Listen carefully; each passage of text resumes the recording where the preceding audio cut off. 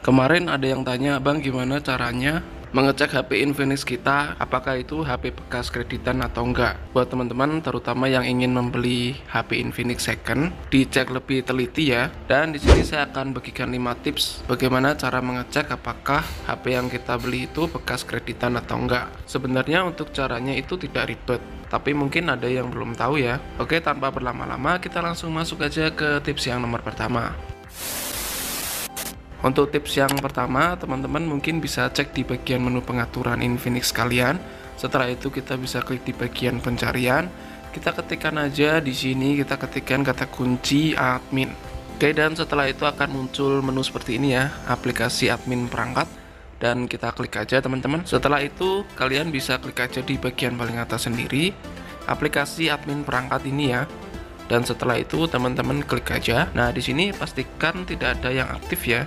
Semuanya bisa dinonaktifkan. Beberapa kali saya beli HP Android ya, kurang lebih untuk menunya sih seperti ini. Tidak ada yang aneh-aneh. Mungkin ada lagi satu lagi menu yang lain, tapi pastikan untuk menunya itu namanya tidak mencurigakan ya teman-teman. Nah, setelah itu teman-teman bisa restart HP terlebih dahulu ya. Kalau teman-teman sudah cek, lalu kalian restart HP-nya, lalu kalian bisa cek lagi untuk menu ini, apakah muncul menu yang mencurigakan atau yang aneh atau tidak.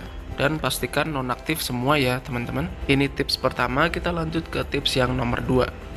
Oke, sebelum kita restart pabrik HP-nya, kita cek terlebih dahulu ya teman-teman, apakah ada aplikasi yang mencurigakan sebelum kita membeli HP bekas atau second ya. Ya, setidaknya aplikasi umum-umum yang sudah kita tahu ya teman-teman. Jika ada yang kita nggak tahu, mungkin bisa ditanyakan, atau coba diuninstall aplikasinya apakah bisa atau tidak. Atau teman-teman juga bisa mencari nama aplikasi tersebut di Google ya. Biasanya keluar untuk detail info aplikasinya. Oke, untuk di nomor 3, restart pabrik HP-nya, tapi teman-teman menggunakan SIM card yang lain. Kalian gunakan SIM card kalian sebelum teman-teman reset pabrik HP-nya. Nah, di sini kita coba untuk pakai SIM card ya, teman-teman. Pastikan SIM card kalian sendiri ya. Dan setelah itu kita masuk ke menu pengaturan, guys. Setelah itu masuk ke menu pengaturan, lalu teman-teman tinggal cari menu reset pabrik ya. Jadi biasanya sih saya selalu melakukan reset pabrik ya teman-teman. Kita reset pabrik di sini. Kita klik di bagian atur ulang telepon. Setelah itu hapus semua data agar tidak ada data-data yang tersimpan dan kembali ke setelan pabrik ya guys. Oke, setelah teman-teman nanti reset pabrik, di tips yang nomor 4, teman-teman login ke Google Play Store dan coba untuk download aplikasi. Jadi kalian download aja aplikasi bebas menggunakan email kalian sendiri. Jadi seharusnya sih lancar ya teman-teman, dan jangan lupa untuk login ke akun email kalian.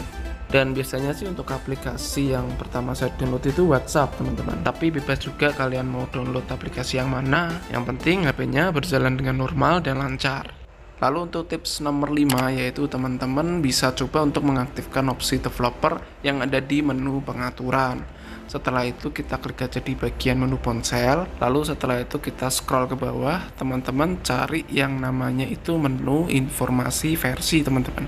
Dan setelah itu kita klik aja kalau sudah ketemu ya informasi versi, kita klik beberapa kali di bagian nomor bentukan. Di sini sampai muncul sudah menjadi pengembang ya. Oke, dan cara untuk mengeceknya apakah sudah aktif atau belum, kita coba kembali ke menu setting. Setelah itu scroll ke bawah, kita klik di bagian sistem. Setelah itu klik di bagian bawah, bagian opsi developer ya. Seharusnya ya teman-teman bisa aktif. Cara ngeceknya kita klik. Nah, di sini pastikan untuk opsi developernya bisa aktif ya teman-teman. Dan setelah itu mungkin kita bisa scroll aja ke bawah, kita cari yang namanya itu proses debug USB. Setelah itu kita coba aktifkan apakah bisa atau tidak. Seharusnya bisa.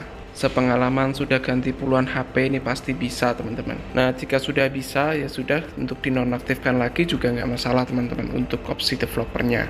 Ini hanya untuk tes saja ya. Oke, jadi kurang lebih seperti itu untuk 5 tips yang mungkin bisa berguna buat teman-teman untuk meminimalisir dan mengecek apakah HP bekas yang kita beli itu bekas kreditan atau enggak. Ya, setidaknya kita bisa cek terlebih dahulu ya sebelum membelinya. Semoga informasi ini bermanfaat dan sampai jumpa di video berikutnya. See you next video and bye-bye.